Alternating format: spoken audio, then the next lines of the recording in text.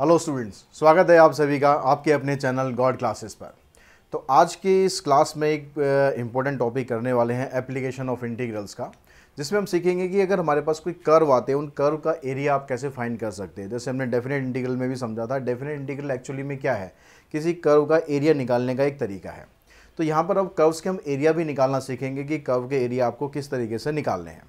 तो उसके बारे में जो थोड़ा सा बेसिक कंसेप्ट है कि क्या कर्व होते हैं, कैसे हम उसका एरिया फाइंड करते हैं, कैसे लिमिट्स का यूज़ करेंगे, इसके बारे में हम डिस्कस कर लेते हैं। प्लस इसके साथ साथ इंटीग्रेशन के साथ साथ इस एक्सरसाइज को करने के लिए आपको कर्व्स के बारे में भी पता होना चाहिए कि अगर आप पैराबोला की शेप जो होती है वो किस तरीके की शेप होती है, सर्कल आप कैसे बनाते हो इक्वेशंस की हेल्प से, या फिर आप स्ट्रेट लाइन किस तरह से ड्रॉ करोगे, इलिप्स कैसे ड्रॉ करोगे, इन सब की जो इक्वेशंस हैं, इन सब के जो कर्व्स हैं वो आपको बनाने आने चाहिए। वो सब भी मैं आपको इस वीडियो में बताऊंगा कैसे आप वो कर्व को ड्रॉ करोगे, प्लस कि डेफिनेट इंटीग्रल को हम यहाँ पर एरिया निकालने के लिए किस तरह से यूज़ कर सकते हैं, इसके बारे में भी डिटेल में डिस्कस करेंगे। तो बड़ी इंपॉर्टेंट वीडियो है, वीडियो में एंड तक बने रहना, एक एक चीज़ समझना, क्योंकि जब तक आपको ये समझ में नहीं आएगा एक्सरसाइज के बारे में तो भैया भूल ही जाओ कि एक्सरसाइज आप कर भी पाओगे। तो यहाँ पर देखिए, सबसे पहले हम बात करते हैं कि कर्व आपके पास है, इस कर्व का आपको एरिया फाइंड करना है। मान लो ये एक्स एक्सिस है, वाई एक्सिस, दो एक्सिस आपके पास, एक ही कर्व आपके पास है, इनको इसका एरिया फाइंड करना है। अभी जो कर्व है ये ले लिया हमने, क्या कर्व है, y equals to F X, ठीक है। अब अगर हम यहाँ से मान लो मैं एक, जैसे एरिया में हमने सीखा था कि भाई जो बेसिक मैंने इसको बताया था आपको, डिटेल हमने उसमें नहीं करी थी क्योंकि लिमिट ऑफ सम का जो फार्मूला है वो आपके हमें सिलेबस में नहीं है, लेकिन वहाँ पर हमने सीखा था कि भाई हम जो जिसका भी हमें एरिया फाइंड करना है, मान लो यहाँ से मुझे ये मेरे पास एक लिमिट है, x की वैल्यू यहाँ पर a है और यहाँ पर x की वैल्यू b है, इसके बीच का मुझे एरिया फाइंड करना है। तो इसके मान लो ये एक स्ट्रिप्स है एक, ये ठीक है। ऐसे हम क्या करते हैं, कई सारी स्ट्रिप्स में इसको डिवाइड करते हैं। तो ये एक स्ट्रिप है, यानी यहाँ पर जो ये जो स्ट्रिप आ रही है ये एक लगभग हम क्या करते हैं, जो स्ट्रिप्स होती है उसको हम क्या लेते हैं, एज ए रेक्टेंगल ट्रीट करते हैं, ठीक है। छोटी स्ट्रिप्स बना लेते हैं, उसको एज ए रेक्टेंगल ट्रीट करते हैं। तो ये वाला जो पार्ट है, ये जो इसकी विड्थ है, इसको कंसिडर करते हैं हम dx, ठीक। और जो यहाँ से अगर हम बात करें, ये ओरिजिन है आपका, ओरिजिन से लेकर यहाँ तक की जो वैल्यू है ये होगी आपके पास x। तो इस x की वैल्यू पर जो आपको यहाँ पर वैल्यू मिल रही है, यहाँ से लेकर अगर हम यहाँ तक की बात करें, ये क्या हो जाएगा आपका, हो गया y। तो ये जो स्ट्रिप आपके पास आ रही है, इस स्ट्रिप की एक तरह से लेंथ आपके पास क्या आ गई, ये लेंथ कह लो या ब्रेड्थ कह लो, एक साइड आपके पास y आ गई और एक साइड यहाँ पर dx आ गई। तो मेरे को इसका एरिया फाइंड करना है, एरिया को यहाँ पर रिप्रेजेंट करेंगे ds, यानी rate of change in area. तो एरिया को जो रिप्रेजेंट करेंगे तो आप इसका एरिया निकाल लेंगे y इंटू में dx। अब अगर मुझे इस पूरे कर्व का एरिया निकालना है, इस पूरे कर्व का एरिया निकालने के लिए लिमिट मेरे पास क्या है, x की वैल्यू यहाँ पर है a और यहाँ पर है b। तो मैं यहाँ पर अगर मैं इंटीग्रेशन की हेल्प से इसका एरिया निकालूँ, dA का area for limit a to 1, यानी हम यहाँ पर एक स्ट्रिप का एरिया नहीं निकाल रहे हैं, हम यहाँ पर कितनी सारी स्ट्रिप्स हमने डिवाइड करी है उन सब का एरिया निकाल रहे हैं। यहाँ पर लिमिट आ गई a से लेकर आपकी b तक, तो ये सब का एरिया हमने निकाला dA। यहाँ पर भी आप ये a to b y dx। अब यहाँ पर ये जो हमने एरिया निकाला a टू b, तो ये क्या हो गया, ये पूरा एरिया हो गया ना, यहाँ से लेकर ये सारा का सारा एरिया हो गया आपका। तो ये सारा का सारा एरिया, दैट मीन्स इसकी वैल्यू क्या होगी, एरिया के इक्वल होगी। और यहाँ पर हम इसको सॉल्व करेंगे अकॉर्डिंग टू गिवन कर्व। ये y कहाँ पर आएगा, जो भी आपको कर्व यहाँ पर दे रखा होगा, fx की जो वैल्यू दे रखी होगी, आप यहाँ पर इसको fx लिख सकते हो या फिर y लिखा रहने दो, कोई दिक्कत नहीं है। जो भी आपको यहाँ पर कर्व की वैल्यू दे रखी होगी वो कर्व आप यहाँ पर पुट करेंगे विद रिस्पेक्ट टू x, उसका इंटीग्रेशन करेंगे और लिमिट उसमें यूज़ करेंगे a टू b। तो इस तरीके से आप इसका एरिया बड़े ईजिली फाइंड कर पाएंगे। अब दूसरी सिचुएशन आती है कि अब जो कर्व है, ये ज़रूरी तो नहीं कि हमेशा भाई जो इसकी स्ट्रिप होगी वो अकॉर्डिंग टू x एक्सिस ही बनेगी। अगर कर्व आपका कुछ इस तरह से हो जाए, कर्व आपका मतलब y एक्सिस के अकॉर्डिंग हो जाए, मतलब ये कर्व आ गया आपका इस तरह से। अब यहाँ पर जो स्ट्रिप बन रही है वो ये आ गई अकॉर्डिंग टू y एक्सिस। तो यहाँ पर बस क्या होगा, सब कुछ वैसे का वैसे ही करना है।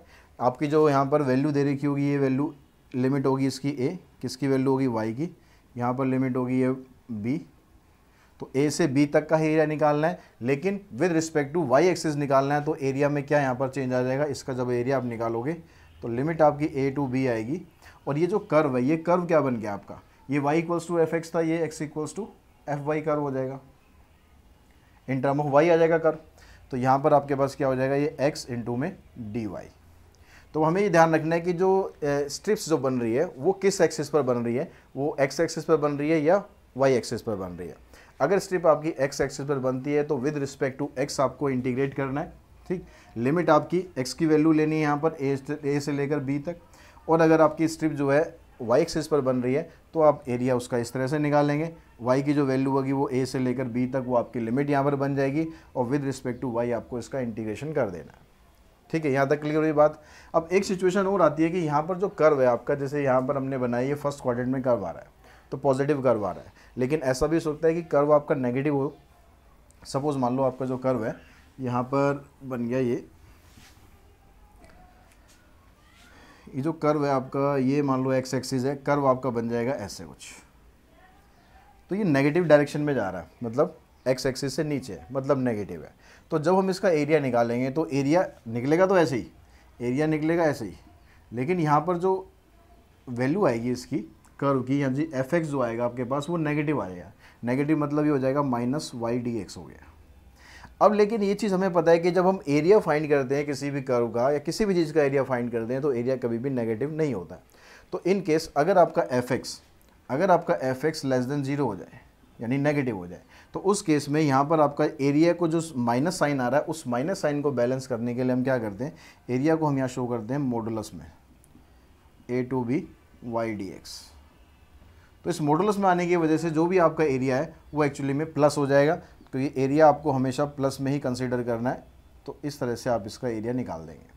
तो आपका कर्व चाहे ग्रेटर देन 0 हो या लेस देन 0 हो, किसी भी सिचुएशन में हो, एरिया जब भी आप निकालोगे वो एरिया हमेशा आपका पॉजिटिव एरिया ही आएगा।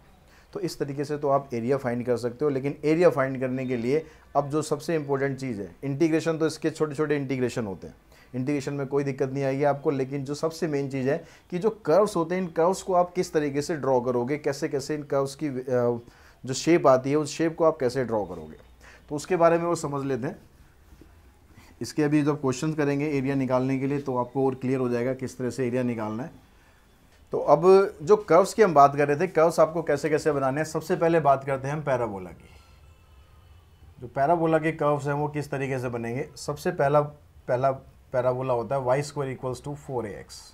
अगर इस तरह से आपको इक्वेशन दे दी हो, ठीक है, इस फॉर्मेट में, तो आपको क्या करना है, पैराबोला जब आप बनाओगे, कोई यहाँ पर आपको देखो पॉइंट वन प्लॉट करने की ज़रूरत नहीं है। आपको एक बेसिक आइडिया चाहिए होता है कि आपका जो कर्व है किस डायरेक्शन में जा रहा है, कैसे जा रहा है।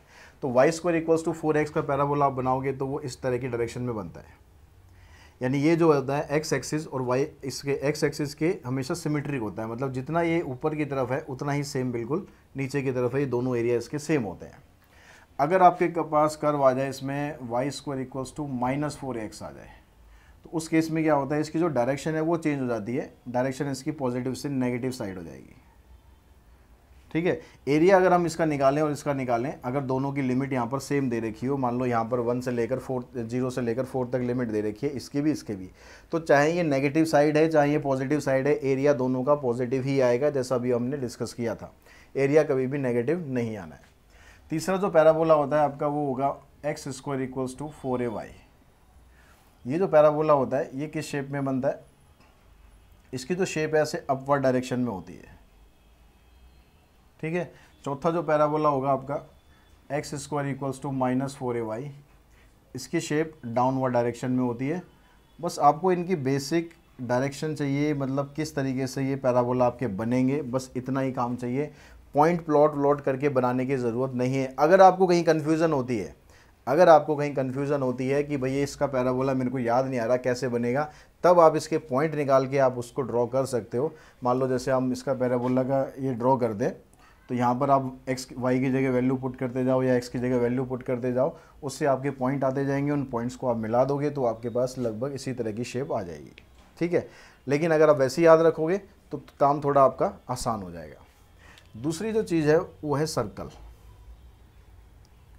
अब सर्कल की जो स्टैंडर्ड इक्वेशन होती है, सर्कल की स्टैंडर्ड इक्वेशन आपको पता है भाई, x माइनस एच का स्क्वायर प्लस में y minus K square equals to R square, ये होती है। इसमें जो h और k होते हैं दोनों सेंटर होते हैं, ये r रेडियस होता है। तो अब डिपेंड करता है कि भाई h और k आपको क्या दिया हुआ है। जैसा एच और के दिया होगा और रेडियस दिया होगा उसके हिसाब से आपको सर्कल ड्रॉ कर लेना है। कैसे भी हो सकता है, कहीं भी हो सकता है, ये इधर भी हो सकता है, इधर भी हो सकता है, क्रॉस करता हुआ भी हो सकता है, डिपेंड करता है एच और के ऊपर। ये इसका सेंटर आ जाएगा और ये इसकी रेडियस आ जाएगी। लेकिन अगर एक सर्कल की इक्वेशन आपको इस तरह से दे रखी हो जो ज़्यादातर क्वेश्चंस में आपको मिलेगी X square plus Y square equals to R square, तो इसका मतलब जो इसका सेंटर है वो हमेशा 0 0 पर आएगा। तो इसका सेंटर अगर 0 0 पर आया दैट मीन्स आपके पास जो इसकी शेप है वो इस तरह से कुछ आ जाएगी और ये जो डिस्टेंस होगा ये आपका रेडियस बन जाएगा और सेंटर हो जाएगा इसका 0 0। तीसरी जो चीज़ है वो है स्ट्रेट लाइन। स्ट्रेट लाइन की तो खैर आपको इक्वेशंस पता ही है कैसे बनाते हैं, कर्व भी कैसे बनाते हैं। सिंपल स्ट्रेट लाइन होनी चाहिए, उसकी जो इक्वेशन है वो ए एक्स प्लस में बी वाई प्लस में सी, इस तरह की जो इक्वेशंस होंगी उसमें जब आप ड्रॉ करोगे तो हमेशा लाइन जो है वो स्ट्रेट लाइन आनी चाहिए, ध्यान रखना है। अब लाइन स्ट्रेट कैसे बनाओगे आप, उसके लिए आप पॉइंट प्लॉट कर सकते हो। कैसे भी स्ट्रेट लाइन हो सकती है, ऐसे हो सकती है, ऐसे हो सकती है, ऐसे हो सकती है, ठीक है, जैसे मर्जी हो, लेकिन लाइन आपकी स्ट्रेट होनी चाहिए बिल्कुल। कहीं पर भी उसमें झोल झाल नहीं होना चाहिए, ऊपर नीचे नहीं होना चाहिए, बिल्कुल स्ट्रेट होनी चाहिए। तो यहाँ पर पॉइंट प्लॉट करके आप इजीली इसको ड्रॉ कर सकते हो कि भाई किस तरह की लाइन आपकी आ रही है। अब इसके अलावा एक बात, एक कर्व रहता है आपका एलिप्स, ठीक है। एलिप्स के क्वेश्चन वैसे आपके उसमें कम है लेकिन फिर भी आ सकते हैं। तो एलिप्स का जो कर्व है वो आप कैसे बनाएंगे उसको भी समझ लेते हैं। तो एलिप्स के कर्व के लिए जो इक्वेशन, दो तरह के एलिप्स होते हैं यहाँ पर। तो पहला जो एलिप्स है आपका उसकी इक्वेशन होगी एक्स स्क्वायर अपॉन में ए स्क्वायर प्लस में वाई स्क्वायर अपॉन में बी स्क्वायर इक्वल्स टू 1, ठीक है। हम क्या कर रहे हैं, हम एलिप्स की इक्वेशंस कर रहे हैं।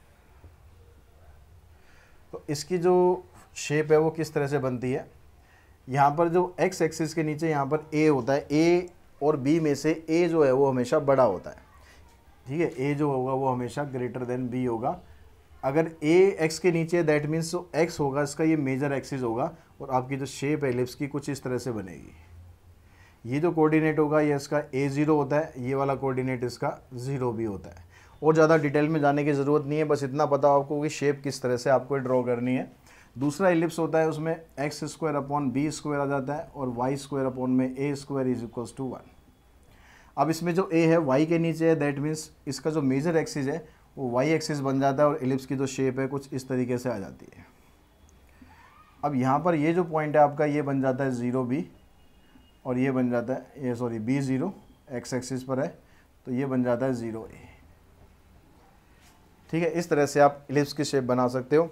तो ये शेप्स बनानी आपको अच्छे तरीके से आनी चाहिए ताकि आप कंफ्यूज ना हो कि कर्व आपको जो दिया हुआ है क्वेश्चन के अंदर वो किस तरीके से बना हुआ है, ठीक है। इनको आइडेंटिफाई करना भी सीखो कि भाई किस आपको क्या दिया हुआ है। जब भी पैराबोला होगा तो ध्यान रखना कि एक तरफ स्क्वायर होगा और एक तरफ लीनियर होगा। यहाँ पर स्क्वायर है, यहाँ पर लीनियर है, तो ये हमेशा क्या होगा, ये पैराबोला बनेगा आपका, ठीक है। अगर चाहे वाई इधर हो ऐसा भी हो सकता है, Y square equals to X. बात वही है कि ये भी पैराबोला ही बनेगा। किस टाइप का बनेगा वो ऑलरेडी मैं आपको बता चुका हूँ किस तरह से बनेगा। लाइन की जब इक्वेशन बनती है तो उसमें दोनों एक्स और वाई जो है दोनों लीनियर होते हैं। इसकी डिग्री भी 1 होती है, इसकी डिग्री भी 1 होती है, तो ये हमेशा लाइन की बनेगी। सर्कल और एलिप्स दोनों में ही क्या होता है, जो एक्स है वो भी स्क्वायर में होता है और वाई भी स्क्वायर में होता है। दोनों में डिफरेंस क्या होता है, यहाँ पर देखो, अगर आप सर्कल की इक्वेशन बनाते हो तो एक्स माइनस एच का स्क्वायर, या तो हमने ये डिस्कस करा, ठीक है, ये वाली इक्वेशन हो गई। अगर इसमें सेंटर 0 0 हो जाता है तो ये वाली हो गई। एलिप्स की यहाँ पर है ही। एलिप्स में और सर्कल में डिफरेंस क्या होगा, एलिप्स में ये दोनों डिफरेंट होंगे। अगर ये दोनों सेम हो गए तो वो इक्वेशन जो है वो सर्कल की बन जाएगी। अगर आपको इस तरीके से दे रखी है तो आप इजीली पता लगा ही लोगे। अगर आपको ऐसे भी दे रखी है और ए और बी दोनों यहाँ पर डिफरेंट हैं तो एलिप्स बनेगा, और ए और बी दोनों अगर सेम आ गए तो इसका मतलब वो सर्कल बन जाएगा। तो इस तरह से आप आइडेंटिफाई कर पाओगे कि कौन सी सिचुएशन में कौन सा कर्व आपका बनेगा। इतना करने के बाद बस आपको कर्व ड्रॉ करना है, फिर हम उसका एरिया निकालना भी सीखते हैं, कुछ क्वेश्चंस करते हैं प्रैक्टिस कि किस तरीके से आप उसका एरिया फाइंड कर सकते हो। तो यहाँ पर देखिए फर्स्ट क्वेश्चन में है find the area of the reason bounded by the curve this and this. ये दो आपको यहाँ पर इक्वेशन दे रखी है, एक इक्वेशन ये है, एक इक्वेशन दिया। सबसे पहला काम है आइडेंटिफाई करना कि कौन सी इक्वेशन है, क्या ये सर्कल है, क्या ये पैराबोला है, या एलिप्स है, या लाइन है।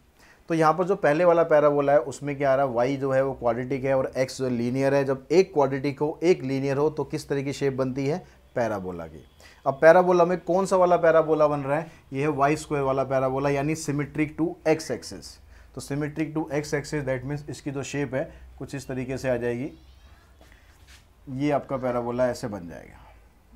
ठीक है, अब दूसरी वाली बात है यहाँ पर लाइन x इक्वल्स टू 3, यहाँ पर सिर्फ आपको x दिया हुआ और कुछ नहीं दिया हुआ, यानी इसको आप स्टैंडर्ड फॉर्म में लिखना चाहो कोई ज़रूरत है नहीं वैसे, पर मैं बता देता हूँ, इसको इस तरीके से लिख सकते हैं।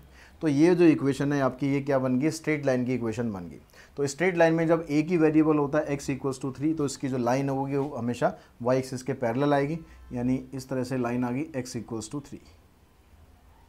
ये हो गया ये वाला कर्व आपका Y square equals to 4x। ठीक है, अब आपको इसका एरिया फाइंड करना है, इन दोनों के बीच का जो एरिया बाउंड हो रहा है, मतलब ये वाला एरिया आपको फाइंड करना है, यानी जो रिक्वायर्ड एरिया आपका वो क्या बन गया, अगर मैं यहाँ पर नेमिंग कर दूँ इसको OABC, ये आपको एरिया फाइंड करना है। अब एरिया जब हम फाइंड करना चाहते हैं तो रिक्वायर्ड एरिया हमारे पास क्या है, एरिया ऑफ OABC। अगर हम इस पूरे का एरिया फाइंड ना करें, ये हमें पता है कि जो पैराबोला होता है वो सिमेट्रिक होता है, तो एक्स एक्सिस के साथ सिमेट्रिक है, मतलब ये वाला जो एरिया है और ये ऊपर जो ये एरिया बन रहा है ये दोनों बिल्कुल सेम आएंगे। तो अगर हम सिर्फ ऊपर वाले का एरिया निकाल लें और उसका डबल कर दें, क्योंकि जो नेगेटिव साइड आ रहा है एरिया, तो उसका भी पॉजिटिव ही काउंट करेंगे हम। ठीक है, मॉडुलस होता है, एरिया कोई भी नेगेटिव रखना नहीं आपको। तो ये वाला एरिया आप निकाल दो और उसका डबल कर दो, मतलब हम एरिया को ऐसे लिख सकते हैं यहाँ पर 2 times of area of OAB। ठीक है, अब इसका जब एरिया आप निकालोगे तो इसमें जो स्ट्रिप बन रही है, ठीक है, वो स्ट्रिप बन रही है, बनाने की ज़रूरत है नहीं, बस समझाने के लिए बता रहा हूँ। जो स्ट्रिप बन रही है वो किसके साथ बनेगी, देखो अगर कहीं से भी स्ट्रिप बनाओगे तो वो x के साथ बन रही है, x के साथ बन रही है, मतलब इसका जो एरिया आप निकालोगे वो क्या आ जाएगा, लिमिट देखो पहले तो इसकी लिमिट यहाँ पर लेनी है आपकी, x की वैल्यू लेनी है कहाँ से कहाँ तक हो रही है। ये जो कर्व आपका आ रहा है वो कर्व यहाँ से स्टार्ट हो रहा है और ये कर्व आपका इस तरह से चल रहा है। तो लिमिट आपकी यहाँ से 0 से स्टार्ट हुई, x की वैल्यू यहाँ 0 है, और यहाँ से चलते चलते लिमिट आपकी यहाँ तक आ जाएगी। जो वर्टिकल लाइन होगी वो हमेशा काम क्या करेगी, लिमिट का काम करेगी। तो यहाँ पर आपकी वैल्यू कितनी है, x की वैल्यू 3 है, तो यहाँ पर ये जो पॉइंट है ये 3 0 है, तो x की वैल्यू 3 हो गया, यानी लिमिट बन गई आपकी 0 to 3। ठीक है, और आपके पास क्योंकि आपकी लिमिट की यहाँ पर जो स्ट्रिप बन रही है वो कहाँ पर बन रही है, x एक्सिस के साथ बन रही है, तो इसका एरिया बन जाएगा y इंटू में dx। ठीक है, अब y की वैल्यू निकालते हैं हम। y की वैल्यू कौन सी लेनी है, y की वैल्यू आपके पास ये जो कर्व आ रहा है, ये जो कर्व है ये किसका कर्व है, ये कर्व इसी का कर्व है ना, ये ऊपर से नीचे तक सेम ही तो जा रहा है। तो इस कर्व में से आप क्या करोगे, y की वैल्यू फाइंड कर लो। तो y की वैल्यू यहाँ से आप फाइंड करोगे तो क्या आएगी, इसका स्क्वायर रूट करेंगे, आ जाएगा 2√x। तो ये आ गया आपके पास 2√x, और ये जो 2 था मल्टीप्लाई हो रहा था, इसको भी आपको बोलना नहीं है, इसको भी मल्टीप्लाई कर देना है। अब हमें बस इसका इंटीग्रेशन करना है और आपका एरिया जो है वो बिल्कुल तैयार हो जाएगा। अब यहाँ पर देखो 2 आ गया, ये जो 2 है तो कांस्टेंट हो गया है, तो 2 2 जा 4 कर दो सीधा। √x का इंटीग्रेशन करेंगे तो x की पावर कितनी आ गई, 3/2 डिवाइडेड बाय 3/2, या सीधा हम लिख दें 2/3, लिमिट होगी 0 to 3। इस 2/3 को भी बाहर निकाल लो, अब ये 8/3 हो गया, तो x की पावर 3/2 और लिमिट आ गई इसकी 0 to 3। अब यहाँ पर लिमिट अप्लाई करोगे तो 8/3, तो 3 की पावर हो जाएगी 3/2, 0 पुट करोगे तो 0 आ जाएगा, कोई फ़ायदा है नहीं। अब 3 की पावर 3 करेंगे तो कितना आ गया, 27 आ गया। 8/3, 3 की पावर 3 27 आ गया। 27 का स्क्वायर रूट करना है, 27 का स्क्वायर रूट क्या आ जाएगा, 3√3। इस 3 से 3 कैंसिल, आंसर आ जाएगा आपका 8√3। और क्योंकि एरिया आप निकालोगे तो स्क्वायर यूनिट, ये एरिया आपको ज़रूर लिखना है। ठीक है, इस तरह से आपको एरिया फाइंड करना है। तो आपकी बुक में जो एग्जांपल नंबर 7 दिया है उसमें कहता है find the area of region between the curve 4y equals to 3x² and the line is this. तो यहाँ भी आपके पास जो कर्व है, ये देखो आप यहाँ पर x की पावर 2 है और y जो है वो लीनियर है, तो यानी ये जो कर्व है ये भी पैराबोला का ही कर्व है, लेकिन कौन सा वाला, ये x² वाला कर्व है। तो इसके जब आप शेप बनाओगे तो इसकी शेप आपकी कुछ इस तरह से हो जाएगी। ये क्वेश्चन अभी हम बाद में करेंगे। ठीक है, ये जो कर्व है आपके पास ये इस तरीके से आ गया। ठीक है, ये सिमेट्रिक टू y एक्सिस हो जाएगा। और जो लाइन है आपके पास ये दे रखी है 2y equals to 3x plus में 12। इस लाइन की जब आप इक्वेशन ड्रॉ करोगे तो इक्वेशन ड्रॉ करने के लिए आप या तो आप इसकी टेबल बना लो, अगर टेबल बिना बनाए डायरेक्ट भी करना चाहते हो डायरेक्ट भी कर सकते हो। डायरेक्ट कैसे करना है, आप y की वैल्यू एक बार 0 पुट कर लो, y की वैल्यू 0 पुट करोगे तो x की वैल्यू आ जाएगी यहाँ से -4। ठीक है, y की वैल्यू 0 तो x की वैल्यू -4, मतलब यहाँ पर कहीं पॉइंट हो गया ये। और फिर आप यहाँ पर x को 0 करोगे तो y की वैल्यू आ जाएगी 6, x को 0 करेंगे y की वैल्यू 6 मतलब 0 6, ये पॉइंट आ गया। इसको दोनों को जब आप ज्वाइन करोगे तो इस तरह से आपकी स्ट्रेट लाइन जाएगी और ये कर्व इस पर यहाँ पर इंटरसेक्ट कर रहा है और यहाँ पर इंटरसेक्ट कर रहा है। तो जब भी ऐसे दो कर्व आपको दे रखे हो, इंटरसेक्ट कर रहे हो, तो आपस में जो उसका इंटरसेक्टिंग पॉइंट है वो आप पहले निकाल लो, क्योंकि उसकी आपको ज़रूरत पड़ने वाली है। पिछले क्वेश्चन में हमने ऐसा कुछ नहीं करा था, क्योंकि जो उसमें x इक्वल्स टू 3 की जो लाइन थी ना, वर्टिकल लाइन थी। ये वर्टिकल लाइन जो बनेगी, यहाँ पर एक वर्टिकल लाइन हम ड्रॉ करेंगे, एक वर्टिकल लाइन यहाँ ड्रॉ करेंगे। ये वर्टिकल लाइन हमारा लिमिट का काम करेंगी। अब ये वर्टिकल लाइन का मतलब यहाँ पर x की वैल्यू कितनी है, यहाँ पर x की वैल्यू कितनी है, ये फाइंड करने के लिए आपको इसका इंटरसेक्टिंग पॉइंट निकालना पड़ेगा। जिसमें ऑलरेडी आपको वर्टिकल लाइन दे रखी है, उसमें करने की ज़रूरत नहीं है। अब देखो यहाँ पर इन दोनों का इंटरसेक्टिंग पॉइंट निकालने के लिए इन दोनों को आप सिंप्लीफाई करो। यहाँ से अगर मैं y की वैल्यू निकालूँ, y की वैल्यू आ गई 3x² अपॉन में 4। इस वैल्यू को मैं शिफ्ट कर दूँ इधर, तो यहाँ पर क्या आ जाएगा 2 इंटू में y, ये आ गया इक्वल्स टू में 3x प्लस में 12। तो इससे तो ये कैंसिल हो गया, 2 को यहाँ मल्टीप्लाई करो तो ये बन जाएगा 3x² इक्वल्स टू में 6x प्लस में 24। 3 कॉमन भी निकाल दो और सबको इस साइड भी ले आओ, तो कॉमन निकालेंगे, यहाँ पर x² बचेगा, यहाँ पर 2x बचेगा, इसको मैं इधर ले आऊँगा -2x, यहाँ पर 8 बचेगा। ये इक्वेशन बन गई। अब यहाँ पर मिडिल टर्म स्प्लिटिंग करके x की आप दो वैल्यू निकाल दो। एक फैक्टर बनेगा x-4, एक फैक्टर बनेगा x+2। तो x की वैल्यू आ गई आपके पास 4 और x की वैल्यू आ गई -2। अगर x की वैल्यू 4 है आपके पास, तो y की वैल्यू कितनी हो जाएगी, यहाँ पर पुट कर दो। 4 का स्क्वायर 16 हो गया, 16 को 4 से डिवाइड करोगे 4 ही आएगा, तो 4 3 12। तो यहाँ से पॉइंट बन गया आपका 4 12। अगर आप x की वैल्यू यहाँ से निकालते हो -2, तो y की वैल्यू कितनी हो जाएगी, तो -2 का स्क्वायर करेंगे 4, 4 से 4 कट जाएगा, y की वैल्यू 3, तो पॉइंट आएगा आपका -2 और 3। तो जो -2 3 पॉइंट है वो तो आपका इधर आ गया, और जो पॉइंट आपका 4 12 है वो इधर आ गया। तो इंटरसेक्टिंग पॉइंट आपके निकल गए। मतलब आपके पास जो यहाँ पर जो लिमिट आप दोगे तो उसके लिए x की वैल्यू निकल गई। x की वैल्यू कितनी है -2, यहाँ पर जो x की वैल्यू है वो आ गई आपके पास 4। ठीक है, अब हमें एरिया फाइंड करना था, किस किस का एरिया, जो इस लाइन के और इस कर्व के बीच के हिस्से में बाउंड करता है। ठीक है, इन दोनों कर्व आपको दे रखे हैं, लाइन और कर्व दे रखे हैं, उनसे जो एरिया आपका बाउंड हो रहा है वो ये वाला एरिया है, ये आपको फाइंड करना है।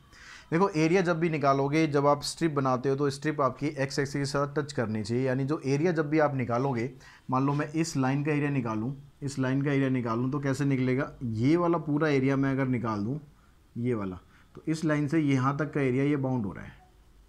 तो इस एरिया को मैं नाम दे दूँ ABCD। ये किसका एरिया निकलेगा, जो इस लाइन से बाउंड हो रहा है। लेकिन मुझे ये एरिया पूरा नहीं चाहिए, इसमें से मुझे ये वाला एरिया हटाना है और ये वाला एरिया हटाना है। अब ये एरिया किससे बन रहा है, ये एरिया बन रहा है इस कर्व से, इस पैराबोला का जो एक कर्व आ रहा है ना, इस कर्व से ये वाला एरिया बन रहा है, देखो ये। ठीक है, ये पूरा का पूरा। तो हमें क्या करना है, इस लाइन के एरिया में से इस कर्व का एरिया माइनस कर देना है। जो कर्व का एरिया बन रहा है आपका वो ये नहीं बनेगा, चीज़ ध्यान रखना, हमेशा x एक्सिस के साथ टच करता हुआ बनेगा। अगर आप x को ले रहे हो तो टच करने का मतलब है कि अगर आपके पास मान लो कर्व कैसे भी हो, अगर आपका पैराबोला ऐसे जा रहा है और आप यहाँ से यहाँ तक का एरिया निकाल रहे हो, तो एरिया आपका ये निकलेगा, ये नहीं एरिया निकलेगा। ठीक है, बाउंड किसके साथ कर रहा है, स्ट्रिप आप किसके साथ ले रहे हो, x के साथ ले रहे हो तो x के निकलेगा, y के साथ ले रहे हो तो y का निकलेगा। y वाले क्वेश्चन भी करेंगे। तो यानी जो रिक्वायर्ड एरिया आपका यहाँ पर बनता है वो क्या बना, रिक्वायर्ड एरिया हमारा बना, हमने एरिया निकाला ABCD, एरिया ऑफ ABCD। इसमें से हम माइनस कर देते हैं एरिया ऑफ AB, यहाँ पर एक पॉइंट ले लो O, ABO और CD, ABOCD। ठीक है, ऐसे ABOC और D, ये एरिया आपने यहाँ पर माइनस कर दिया। तो जब एरिया आप यहाँ पर ले रहे हो with respect to x axis ले रहे हो, तो यहाँ पर आपकी लिमिट आ जाएगी। अभी लिमिट देखते हैं क्या आएगी, वाई डी एक्स बन जाएगा, इसका भी वाई डी एक्स बन जाएगा। अब वाई डी एक्स से वाई डी एक्स काट मत देना, ये वाई किसके लिए, इस एरिया के लिए, ये वाई किसके लिए, इस एरिया के लिए, मतलब जो भी यहाँ पर कर्व आ रहा है वहाँ से वाई की वैल्यू निकालेंगे। लिमिट देखो इसकी क्या बनेगी, जब आप यहाँ से इसका एरिया निकाल रहे हो, यहाँ से यहाँ तक का एरिया निकाल रहे हो, तो लिमिट आएगी एक्स की वैल्यू -2, वाई की वैल्यू और एक्स की वैल्यू उधर आ जाएगी 4, तो लिमिट -2 to 4 आएगी, इसकी भी और इसकी भी, दोनों की। अब यहाँ पर देखो लिमिट आपको मिल गई। अब इस कर्व में y की वैल्यू निकालो। अब जो ये एरिया किसका निकल रहा है, ये एरिया निकल रहा है लाइन का, ABCD। तो लाइन की इक्वेशन में से आप y की वैल्यू निकालो, तो y की वैल्यू क्या बनेगी आपके पास, 3x प्लस में 12 अपॉन में 2, ठीक है, माइनस dx लिखो यहाँ पर, -2 to 4। यहाँ पर जो कर्व है आपके पास वो कौन सा है, ये पैराबोला का है।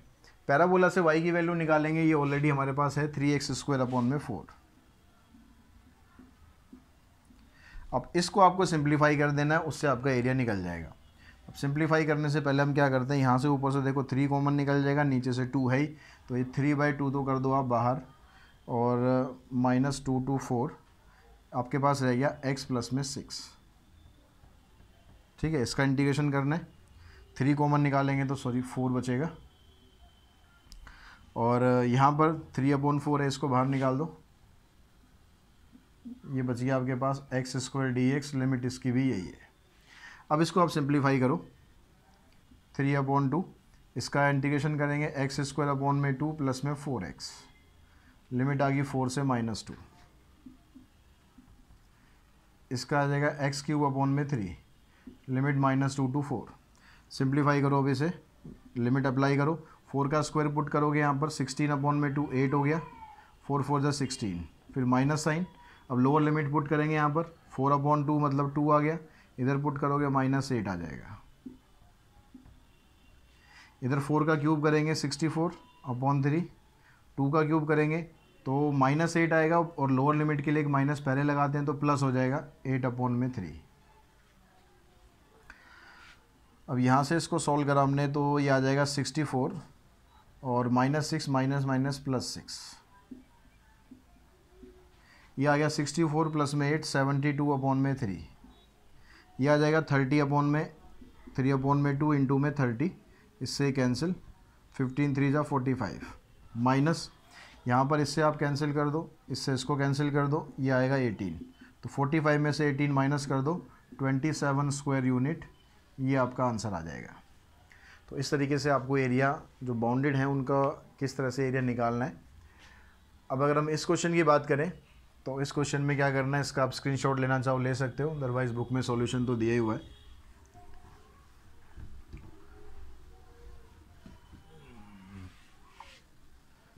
अब यहाँ पर जो कर्व आपको दिया हुआ है, एक दिया हुआ है यहाँ पर log x का मैंने स्टार्टिंग में नहीं बताया था आपको। तो जब इसका आप कर्व ड्रॉ करोगे log x का, तो इसका कर्व कैसे आएगा, इसके जब भी log x का आप कर्व बनाओगे तो हमेशा इस तरह की डायरेक्शन में आएगा। ये यहाँ जीरो पे टच नहीं करेगा, ये जीरो पे टच मत कर देना कभी भी, जीरो की तरफ ये टेंड करता रहेगा लेकिन जीरो नहीं बनेगा, ठीक है। ये कर्व आ गया आपका y = log x, line x = 2, x की वैल्यू 2 मान लो यहाँ से पास कर रही है, ये आ गई, और x एक्सिस ये आ गया। तो यानी जो एरिया आपको फाइंड करना है वो ये वाला एरिया फाइंड करना है, ये एरिया बाउंड होगा। अब ये एरिया बाउंड करेगा तो सीधा सीधा क्या करना है आपको, लिमिट आपको चाहिए यहाँ से लेकर यहाँ तक। तो यहाँ पर ये वाला जो पॉइंट है, इस पॉइंट को हम कैसे निकालेंगे, यहाँ पर आपके पास x की वैल्यू 0 होगी, ठीक है। इफ़ x = 0, सॉरी y की वैल्यू 0 होगी, इफ़ y = 0, अगर आप y को 0 पुट करते हो, यहाँ पर आ गया 0 = log x। तो log x की वैल्यू 0 कब होती है, जब x की जगह यहाँ पर 1 होता है, तो x की वैल्यू निकल जाएगी 1, तो पॉइंट आपके पास आ गया यहाँ पर 1 0। तो ये वाला जो पॉइंट है जहाँ से ये कर्व को क्रॉस करता हुआ जाएगा, ये 1 0 हो गया, मतलब x की वैल्यू आपको 1 मिल गई, यहाँ पर x की वैल्यू 2 मिल गई। अब जो ये वाला एरिया है इसको हम बाउंड करेंगे तो इसका एरिया क्या आ जाएगा, यहाँ पर तो एक ही कर्व है, लिमिट आ गई 1 से लेकर 2 तक। कर्व किसका बाउंड कर रहे हो, log x का, तो यहाँ पर आ गया log x, ठीक है। y की वैल्यू निकालनी होती है, y की वैल्यू आ गई आपकी log x। अब इसका यहाँ पर log x का आपको क्या करना है, इंटीग्रेशन करना है। अब log x का इंटीग्रेशन डायरेक्टली तो होता नहीं है, तो उसके लिए क्योंकि 1/x का इंटीग्रेशन log x होता है, ये ध्यान रखना, log x का इंटीग्रेशन 1/x नहीं होता, वो डेरिवेटिव होता है। तो इसको आपको करना पड़ेगा बाय पार्ट से। तो बाय पार्ट से करने के लिए हमारे पास दूसरा फंक्शन नहीं है, तो दूसरा फंक्शन हम बना लेंगे। दूसरा फंक्शन कैसे बनाएंगे, यहाँ पर लिख लेंगे 1 इंटू में log x। तो जब log आपको दिया होता है तो हमेशा पहला फंक्शन आपको log रखना है, दूसरा फंक्शन अलजेब्रा रखना है।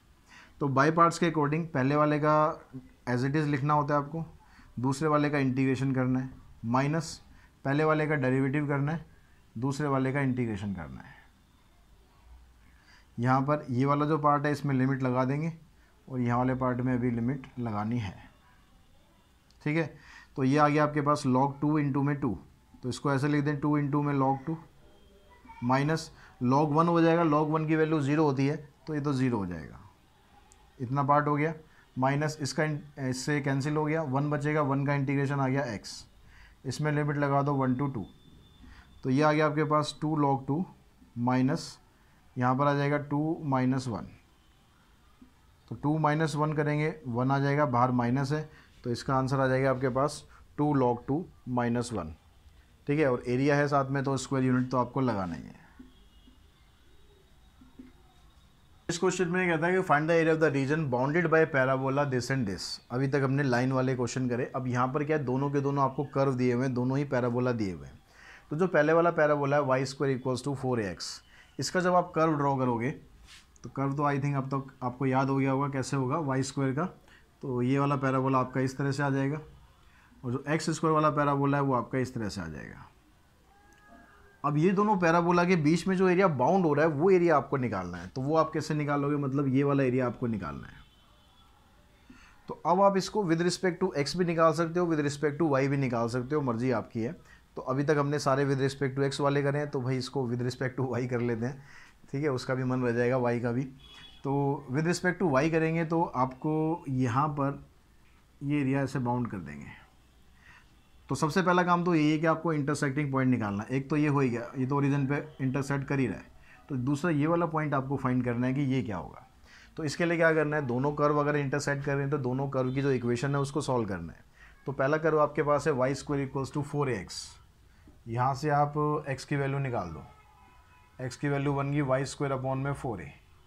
अब इस वैल्यू को आप सेकंड वाले पैराबोला में पुट कर दो। सेकंड पैराबोला क्या हमारे पास x square equals to 4ay, तो x की जगह आप ये पुट करोगे तो y की पावर 4 हो जाएगा और ये हो जाएगा 16a स्क्वायर, ये आ गया। यहाँ y से एक ये y कैंसिल कर दो तो y की क्यूब रह जाएगा इधर, और इसको यहाँ क्रॉस मल्टीप्लाई करो तो y क्यूब आ जाएगा आपके पास 64a cube, that means y आ जाएगा आपके पास 4a। तो y की वैल्यू आ गई है, y की वैल्यू यहाँ पुट करके यहाँ से x की वैल्यू आप निकाल दो। x की वैल्यू देखो y का स्क्वायर है, y का स्क्वायर मतलब 16a स्क्वायर अपॉन में 4a, तो ये भी आ गया आपके पास 4a। तो जो इंटरसेक्टिंग पॉइंट है वो आपका बन गया 4a और 4a। तो चाहे x की वैल्यू निकालनी हो, y की वैल्यू निकालनी हो, दोनों आपके पास सेम आ गई। अब जो एरिया हमें फाइंड करना है वो एरिया निकालने के लिए हम क्या करेंगे, ये ओ रख लेते हैं हम। यहाँ पर कर्व अगर आ रहा हो तो बीच में एक पॉइंट डाल दो ताकि आपको ईजिली पता लग जाए कि कौन सा कर्व आप ले रहे हो, और इसको डाल देते हैं डी। तो मेरे को ये वाला एरिया फाइंड करना है। ये वाला एरिया फाइंड करने के लिए पहले मैं क्या करूँगा, तो ये वाला जो पैराबोला है ना, ये पैराबोला किसका था, x square equals to 4ay, यहाँ पर लिख लिया करो ताकि आपको याद रहे कौन सा पैराबोला आप ले रहे हो। तो ये वाला जो पैराबोला है इसका एरिया मेरे को निकालना है। तो इसकी जो स्ट्रिप बनाऊंगा मैं y के साथ बनेगी ऐसे, ठीक है। तो जो स्ट्रिप बनेगी तो एरिया जो निकलेगा आपका ये वाला एरिया निकलेगा, ये पूरा, यानी area of OABC। Required area क्या बनेगा मेरा, रिक्वायर्ड एरिया आ जाएगा एरिया ऑफ OABC। उसमें से आपको माइनस क्या करना है, जो ये वाला पैराबोला है इसकी स्ट्रिप बनाओगे y के साथ तो इधर बनेगी, ऐसे बनेगी, तो यानी ये वाला एरिया निकलेगा इससे, जो हमें माइनस करना है ये वाला एरिया। तो ये बन जाएगा ODBC। तो जब इस पूरे एरिया में से आप ये वाला एरिया माइनस कर दोगे तो आपके पास जो शेडेड पोर्शन है, जो दोनों का जो बाउंडेड एरिया है वो निकल जाएगा। तो अब इसके लिए क्या करते हैं, यहाँ पर लिमिट देखो 0 से लेकर y की वैल्यू यहाँ पर कितनी है, 4a है, तो लिमिट 0 to 4a आ जाएगी दोनों कर्व में। OABC में कौन सा कर्व हम ले रहे हैं, ये वाला कर्व ले रहे हैं। तो यहाँ से आपको क्या करना है, अब x की वैल्यू फाइंड करनी है, क्योंकि विद रिस्पेक्ट टू y करना है, फंक्शन को आपको y में कन्वर्ट करना है। यहाँ से भी ये आ जाएगा, तो लिमिट आ गई आपकी 0 to 4a। अब यहाँ से जब x की वैल्यू निकालोगे, x की वैल्यू आ जाएगी 2 √a एंड √y। माइनस यहाँ से अब x की वैल्यू निकालोगे तो वाई स्क्वायर अपॉन में 4a, लिमिट यहाँ भी ये रहेगी 0 to 4a। अब बस इंटीग्रेशन करना है। देखो ये 2√a तो कांस्टेंट है, इसको तो बाहर एज इट इज़ लिख दो। इंटीग्रेशन इसका करेंगे तो y की पावर आ गई 3/2, 2/3 यहाँ मल्टीप्लाई हो जाएगा, लिमिट आ जाएगी 0 to 4a, माइनस 1/4a, इसको बाहर निकाल लो। इंटीग्रेशन करना है वाई स्क्वायर का तो ये आ जाएगा y³ अपॉन में 3, इसकी भी लिमिट आ जाएगी 0 to 4a। तो जो कांस्टेंट वाला पार्ट है, लिमिट पुट करने से पहले जो कांस्टेंट वाला पार्ट है उसको बाहर निकाल दो। देखो 4√a3, 4√a अपॉन में 3, ये हो गया। y की पावर 3/2 में लिमिट लगाएंगे, लिमिट वही है 0 to 4a। माइनस करना है आपको, किसको माइनस करना है, यहाँ से देखो 1/12 तो आप बाहर निकाल दो,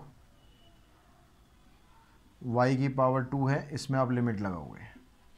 अब सिंप्लीफाई करो, देखो 4√a अपॉन में 3, यहाँ पर आप पुट करोगे 4a की जो पावर है वो है 3/2, 0 पुट करेंगे तो 0 हो जाएगा, तो लिखने की ज़रूरत ही नहीं है। माइनस 1/12a, यहाँ पर करोगे इसका स्क्वायर हो जाएगा 16a², ठीक है। 0 पुट करेंगे तो 0 हो गया, a से a कैंसिल, 4 से a कैंसिल हो जाएगा, 4 से a कैंसिल, तो यहाँ बच रहा है 4a अपॉन में 3। इधर क्या करेंगे, देखो ये 4 हो गया अपॉन में 3, और यहाँ से जो 4 है, इस 4 की पावर 3/2, मैं पहले इसको अलग करके लिख लेता हूँ ताकि आपको सॉल्व करने में आसानी रहे। यहाँ पर जो a है वो रूट में है, और यहाँ पर जो a है आपके पास वो कितना है, a की पावर 3/2, माइनस यहाँ पर बच गया आपके पास y की पावर, यहाँ पर हमने इंटीग्रेशन करा तो y की पावर 3 होना चाहिए था, तो यहाँ पर y की पावर 3 आएगा, इधर 64 आएगा।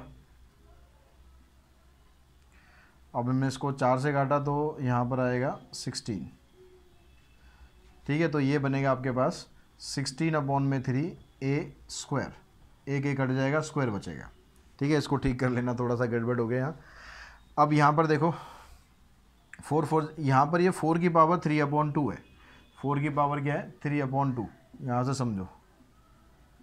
तो पहले आप 4 का कर लो स्क्वायर रूट, 4 का स्क्वायर रूट हो गया 2, जो 2 आएगा उसका कर दो क्यूब, तो 2 का क्यूब हो जाता है 8, तो इसकी वैल्यू आ जाएगी 8। तो 4/3 इंटू में 8, यहाँ पर a की पावर हाफ है, ये 3/2 है, दोनों की पावर ऐड करोगे तो a² आ जाएगा। इधर से आ गया 16/3 a², 8 4 32 अपॉन में 3 a² माइनस 16/3 a², यानी आंसर आ गया आपका 16/3 a² स्क्वायर यूनिट। ये इसका एरिया आ गया। तो इस तरीके से अलग अलग डिफरेंट तरीके से जो कर्व हैं उनको आपको बना के उनका एरिया फाइंड करने की कोशिश करनी है। लेकिन एरिया की एक्सरसाइज करने से पहले जो एरिया के जो कर्व होते हैं, जो कर्व हैं उसकी जो शेप होती है वो अच्छी तरह आप याद कर लेना कि भाई किस शेप में, किस इक्वेशन में किस तरह की जो शेप है वो बनेगी, तो आपको करने में उनको आसानी रहे। वरना पॉइंट प्लॉट कर करते रहोगे ना तो उसमें आपका ही दिमाग ख़राब होगा और टाइम आपका ज़्यादा लगेगा और कुछ नहीं। तो अगली वीडियो में जो इसकी एक्सरसाइज है वो हम करते हैं, उससे पहले आप इसकी एक्सरसाइज खुद करने की कोशिश करना, जितने क्वेश्चंस आप सॉल्व कर सकते हो उनको करना, और फिर मेरे जो वीडियो है उसके आंसर से मैच करना कि आपके कितने आंसर मैच करते हैं। तो आज की इस वीडियो में इतना ही। Thanks to all of you.